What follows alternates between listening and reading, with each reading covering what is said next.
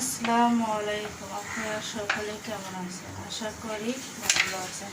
আজকে আমি লতা দিয়ে শুটকি মাছের একটা দারুণ সুস্বাদু একটা চটচটি বানাবো।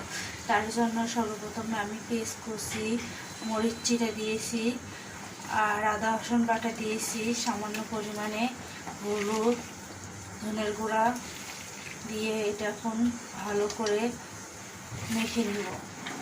তার সাথে পরিমাণ মতো সয়াবিন তেলও দিয়ে দিয়েছি।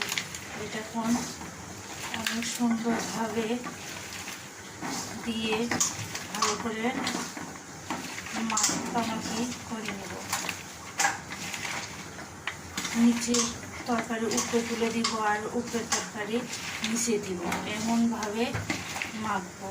যদি সব তরকারিগুলো ভালোভাবে মাখানো হয় আর সব তরকারি গায়ের জন্য সব মশলা ভালোভাবে লেগে যায়, তাহলে তরকারিটাও খেতেও অনেক মজা লাগবে। এরপর আমি এর সাথে আগে থেকে ভেজে রাখা শুটকি মাছ ভালো করে ধুয়ে নিয়েছি, সেটা এখন দিয়ে দিব। দিয়ে এখন ভালোভাবে মেখে নেব। ফাইনালি আমার তরকারিটা মাখা শেষ। আল্লাহ হাফেজ। আমার ভিডিওটি ভালো লাগলে আপনারা লাইক করবেন, কমেন্ট করবেন, আর দয়া করে আমার চ্যানেলটিকে সাবস্ক্রাইব করবেন। আল্লাহ হাফেজ।